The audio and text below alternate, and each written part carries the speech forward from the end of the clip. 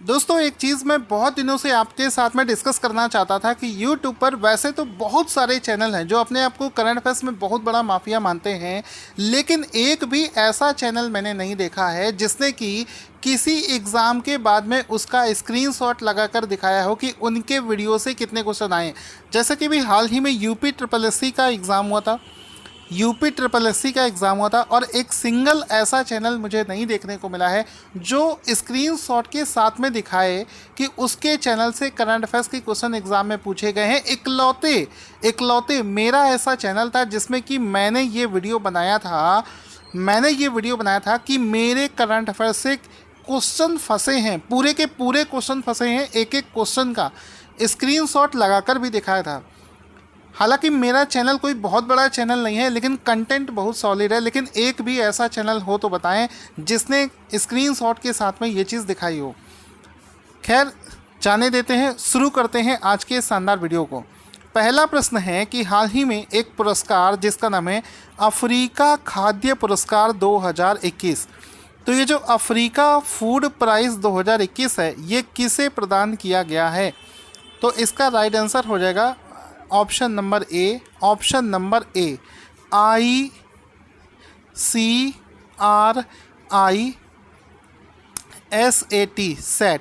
ठीक है, ICRI set नाम से एक ऑर्गेनाइजेशन है जिसको हाल ही में अफ्रीका फूड प्राइज़ 2021 से सम्मानित किया गया है। इसके बारे में बताऊंगा, इसका फुल फॉर्म भी बताऊंगा। सबसे पहले आप देख सकते हैं इसका एक photo, African food prize 2021 and the winner is ICRISAT।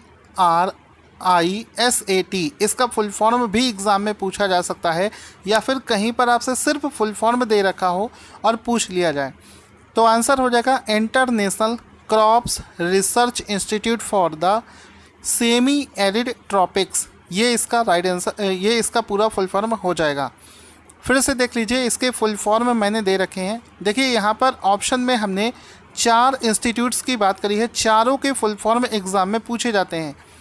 ठीक है, तो उनमें से देखो आप देख सकते हो पहला क्या टर्म है ICRI सेट। इसका फुल फॉर्म एग्ज़ाम में पूछा जाए तो कर देना international crops research institute for the semi arid tropics. इसके अलावा दूसरा हमने संस्थान लिखा था CRIAR। इसका फुल फॉर्म होता है consultative group on international agricultural research. ये इसका हो जाएगा।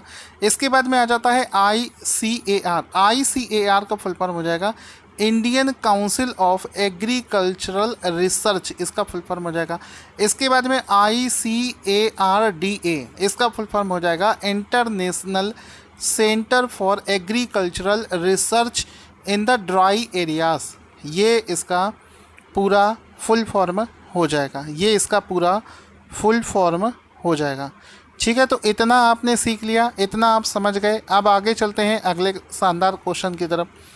इसके बाद में दोस्तों क्वेश्चन बनेगा कि 10 सितंबर 2021 में IOC इंटरनेशनल ओलंपिक कमेटी के द्वारा वर्ष 2022 में जो बीजिंग ओलंपिक होगा, जो कि शीतकालीन ओलंपिक्स होंगे, उसमें किस देश को निलंबित कर दिया गया है? तो इस गेम में पार्टिसिपेट करने के लिए हाल ही में उत्तर कोरिया को निलंबित कर दिया गया है।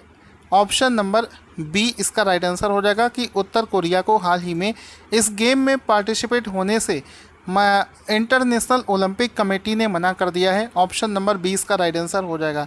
इसका कारण क्या है, क्यों उसको मना किया? कारण सिर्फ ये है कि अभी इस बार जो ओलंपिक हुए थे उसमें क्या हुआ था कि कोविड-19 का बहाना बनाकर, इसका हवाला देकर उत्तर कोरिया ने अपने देश से एक सिंगल टीम को भी टोक्यो ओलंपिक्स में पार्टिसिपेट करने के लिए नहीं भेजा था। जबकि रूल होता है कि अगर आप ओलंपिक देशों में शामिल हैं और स्पोर्ट्स में आपके लिए ऑथराइजेशन है खेलने के लिए, इसके बावजूद भी अगर आप कोई टीम नहीं भेजते हैं तो ये स्पोर्ट्स भावना को ठेस पहुँचाती है, जिसके दंड स्वरूप इंटरनेशनल ओलंपिक कमेटी ने इसको 2022 का जो बीजिंग ओलंपिक है उसमें शामिल होने से निलंबित कर दिया है। तो ये इसका कारण हो जाएगा। अब दोस्तों यहाँ पर चूँकि हमने बात करी है आईओसी के बारे में, तो आईओसी के कई पॉइंट्स एग्ज़ाम में पूछे जाते हैं। जैसे कि अभी मैं एक एग्ज़ाम देख रहा था, यूपी का पेपर देख रहा था, तो उसमें पूछा गया था कि अंतर्राष्ट्रीय ओलंपिक समिति जो है इसका मुख्यालय कहाँ पर स्थित है। ये एग्ज़ाम के पेपर में मैंने देखा था और मुझे याद है उस स्टूडेंट ने मुझे बताया भी था कि सर ये वाला प्रश्न पूछा गया है। तो आंसर हो जाएगा, मुख्यालय इसका है लौशने, स्विट्ज़रलैंड इसका राइट आंसर हो जाएगा। इसके बाद में एक प्रश्न है कि इसके अध्यक्ष का नाम क्या है, तो थॉमस बॉच। इसकी स्थापना 23 जून 1894 को फ्रांस पेरिस में करी गई थी। दोस्तों बहुत दिनों के बाद में नॉर्थ कोरिया का नाम आया है, तो नॉर्थ कोरिया और साउथ कोरिया वर्ल्ड के मैप में कहाँ पर हैं, ये भी एग्ज़ाम के लिए इम्पॉर्टेंट है, कभी कभी पूछ लिया जाता है इंटरव्यू में। तो आप देख सकते हैं, ये आप पार्ट देख सकते हैं यहाँ पर, नॉर्थ कोरिया और साउथ कोरिया अगल बगल में ही आपको दिख रहे होंगे। इसके बाद में चलते हैं, क्वेश्चन बनेगा कि हाल ही में T20 वर्ल्ड कप के लिए भारतीय टीम का मेंटर किसे बनाया गया है। तो बहुत ज़्यादा सुर्खियों में चल रहा है, न्यूज़ चैनल पर छा गया है कि हाल ही में MS धोनी को T20 वर्ल्ड कप के लिए MS धोनी को T20 वर्ल्ड कप के लिए MS धोनी को T20 वर्ल्ड कप के लिए भारतीय टीम का मेंटर बना दिया गया है। तो ऑप्शन नंबर सी इसका राइट आंसर हो जाएगा। इसमें आप देख सकते हैं MS धोनी को हाल ही में भारतीय टीम का मेंटर बना दिया गया है। ठीक है, ये आप देख सकते हैं। ये जो भारतीय T20 वर्ल्ड कप है, ये अक्टूबर और नवंबर के महीने में यूएई और ओमान में खेला जाएगा। तो ये भी पॉइंट आपको याद रखना है। अब चूँकि दोस्तों क्रिकेट से लेकर बात हुई है, तो हम लोग BCCI के बारे में जान लेते हैं। अभी पिछले साल मुझे याद है रेलवे का एग्ज़ाम चल रहा था, पिछला साल नहीं दोस्तों, जनवरी फरवरी की बात है, जब ये वाला एग्ज़ाम चल रहा था, ग्रुप डी का एग्ज़ाम चल रहा था, रेलवे का NTPC का एग्ज़ाम चल रहा था। तो उसमें ये एक प्रश्न पूछा गया था कि बताओ इस समय BCCI के अध्यक्ष कौन हैं। तो आंसर हो गया था सौरभ गांगुली। सचिव कौन है, जय शाह। इसका मुख्यालय कहाँ पर है, मुंबई महाराष्ट्र में। स्थापना कहाँ पर हुई है, दिसंबर 1928 को। हालांकि इसका जो अध्यक्ष है वो ज़्यादा पूछा जाता है। इसके पहले भी ICC वाला क्वेश्चन तो मैंने कई एग्ज़ाम्स में देखा है। आंसर, इसके अध्यक्ष का नाम हो जाएगा ग्रेग बार्कले। इसके CEO का नाम है, अंतरिम CEO है, याद रखने की ज़रूरत नहीं है, परमानेंट जब कोई बनाया जाएगा तो वो ज़्यादा इंपॉर्टेंट है। मुख्यालय इसका दुबई। ये जो मुख्यालय है दोस्तों, ये रेलवे, SSC और जो UPPCL का एग्ज़ाम हुआ था पिछले साल, UPPCL का एग्ज़ाम हुआ था, UPPCL का जो एग्ज़ाम हुआ था उसमें पूछा गया था। सेल का जो एक ट्रेनी डिप्लोमा के बाद में एग्ज़ाम होता है, उसमें भी पूछा गया था कि ICC का मुख्यालय कहाँ पर है। तो दुबई, संयुक्त अरब अमीरात इसका राइट आंसर हो गया था। इसके बाद में दोस्तों अगला शानदार क्वेश्चन बनता है एक बुक्स एंड ऑथर के ऊपर। क्वेश्चन बनेगा, human rights and terrorism in India पुस्तक के लेखक कौन हैं। तो आंसर हो जाएगा, इस पुस्तक के लेखक का नाम है सुब्रमण्यम स्वामी। तो ऑप्शन नंबर 20 का राइट आंसर हो जाएगा। सुब्रमण्यम स्वामी को हाल ही में एक पुस्तक है, सुब्रमण्यम स्वामी की एक पुस्तक है जो कि चर्चा में चल रही है, जिसका नाम है human rights and terrorism in India. तो सुब्रमण्यम स्वामी इसका राइट आंसर हो जाएगा। Option number B will be the right answer. Subramanian Swamy is the right answer. So guys, आप इसमें इस बुक का फ़ोटो भी देख सकते हैं। सुब्रमण्यम स्वामी आपको दिख रहे होंगे और इस बुक का फ़ोटो आपको दिखाना चाहूँगा। तो इस बुक का फ़ोटो देख सकते हैं, इसमें आप देख सकते हैं human rights and terrorism in India. तो इसमें इसके राइटर का नाम भी आप देख सकते हैं, सुब्रमण्यम स्वामी के द्वारा इस पुस्तक को लिखा गया है, जिसका फ़ोटो भी आपको यहाँ पर दिख रहा होगा। अब दोस्तों चूँकि इस क्वेश्चन में हम लोगों ने बुक्स एंड ऑथर के क्वेश्चंस का रिवीजन किया है, तो हम लोग पिछले कुछ ऐसी बुक्स एंड ऑथर्स को रिवीजन करेंगे जो कि एग्ज़ाम में बहुत ज़्यादा रिसेंट में पूछी गई हैं। उन बुक्स के मैं नाम आपको एक लिस्ट के फॉर्मेट में दिखाना चाहूँगा। अब दोस्तों ये जो आपको लिस्ट दिख रही है ये एवरग्रीन पुस्तकें हैं। एवरग्रीन का मतलब है हमेशा ये न्यूज़ में रहती हैं, हमेशा एग्ज़ाम में पूछी जाती हैं। जो करंट वाली बुक्स हैं वो सिर्फ लिमिटेड होती हैं 1-2 महीने के लिए, लेकिन ये जो लिस्ट है पूरी दोस्तों, अगर इसको आपने कर लिया तो मानकर चलो एक ना एक क्वेश्चन आपको एग्ज़ाम में 101% मिलेगा। कैसे मान लूँ मैं ये बात? तो ऐसे मान लो कि पुस्तक देखो, भगत सिंह की एक पुस्तक है जिसका नाम है वाई आई एम एथीस्ट, ठीक है, इसको लिखा था भगत सिंह ने, ठीक है। इसके बाद में है स्ट्रेट फ्रॉम द हार्ट, इसको लिखा था कपिल देव ने। प्लेइंग इट माई वे, इसको लिखा है सचिन तेंदुलकर ने। इसके बाद में आ जाता है 5वीं पुस्तक है story of my experiments with the truth, ठीक है, story of my experiments with truth, इसको लिखा है महात्मा गांधी ने। विंग्स ऑफ फायर, इसको लिखा है APJ अब्दुल कलाम के द्वारा। एन ऑटोबायोग्राफी, इसको लिखा है जवाहरलाल नेहरू ने। Question number 8, long walk to freedom, Nelson Mandela. इसके बाद में आता है द ग्रेट गैट्सबी, इसको लिखा है F Scott Fitzgerald. The guide को लिखा है RK नारायण। इसके बाद में ट्रेन टू पाकिस्तान, इसको लिखा है कुशवंत सिंह के द्वारा। मिडनाइट्स चिल्ड्रन को लिखा है सलमान रुश्दी ने। द नाइट ट्रेन एट डेवली, इसको लिखा है रस्किन बॉन्ड। शैडो लाइंस को लिखा है Amitabh Ghosh. The great Indian novel को लिखा है Shashi Tharoor.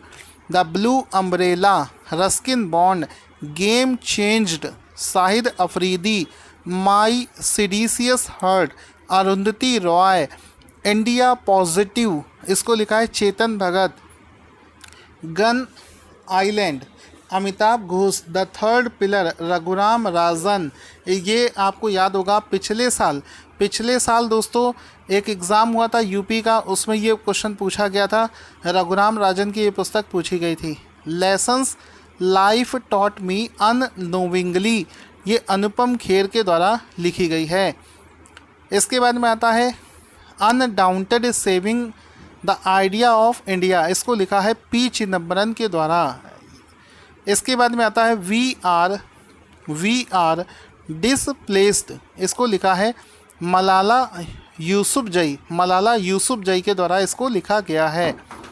The discovery of India Jawaharlal Nehru के द्वारा लिखी गई है। On the origin of species, इसको लिखा है चार्ल्स डार्विन में। I do what I do Raghuram Rajan ने लिखी है। Undaunted saving the idea of India P Chidambaram. इसके अलावा भी दोस्तों लिस्ट बहुत लंबी है, आप इसको देख सकते हैं। इसका PDF मैं टेलीग्राम पर शेयर करूंगा जिसका नाम है टारगेट स्टडी IQ, वहां से जाकर आप इसको डाउनलोड करके रिवीजन कर सकते हैं।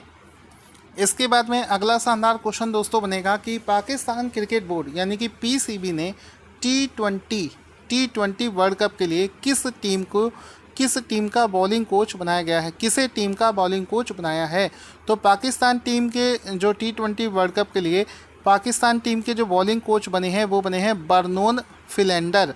ऑप्शन नंबर 20 का राइट आंसर हो जाएगा। बर्नोन फिलेंडर का फोटो देख सकते हैं जिनको इसका कोच बनाया गया है। साथ ही साथ में PCB ने T20 वर्ल्ड कप के लिए किसे टीम का बैटिंग कोच बनाया है। तो ऑस्ट्रेलिया के बहुत ही शानदार प्लेयर जिसका नाम है मैथ्यू हेडन को PCB का बैटिंग कोच बनाया गया है। तो ऑप्शन नंबर A इसका राइट आंसर हो जाएगा। अगला शानदार क्वेश्चन बना है दिवस को लेकर कि अंतर्राष्ट्रीय लोकतंत्र दिवस इंटरनेशनल डेमोक्रेसी डे कब मनाया जाता है। तो इंटरनेशनल डेमोक्रेसी डे हर साल 15 सितंबर को मनाया जाता है। ऑप्शन नंबर A इसका राइट आंसर हो जाएगा। हर साल 15 सितंबर को ये दिवस मनाया जाता है। इसका एक फ़ोटो देख सकते हैं, अंतर्राष्ट्रीय लोकतंत्र दिवस जो कि हर साल 15 सितंबर को मनाया जाता है। अब दोस्तों देखो दिवस वाला क्वेश्चन आया है तो हम पुराने दिवस के क्वेश्चंस को रिवीजन करेंगे उनकी थीम के साथ में।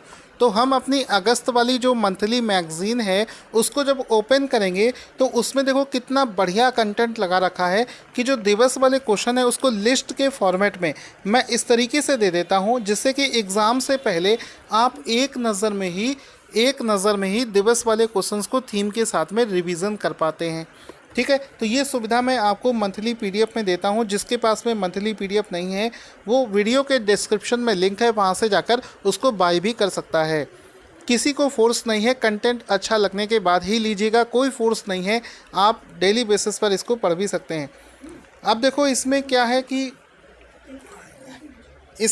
है कि हाँ, इसमें आप देख सकते हैं जैसे कि हम सिर्फ दिवस वाले अगर क्वेश्चन करें तो वर्ल्ड ब्रेस्ट फीडिंग वीक कब से कब तक मनाया गया है? तो 2021 का जो वर्ल्ड ब्रेस्ट फीडिंग डे है ये आपका 1 अगस्त से 7 अगस्त तक मनाया गया है। और इस बार की जो थीम है वो है protect breast feeding a shared responsibility, ये इसका थीम हो जाएगा।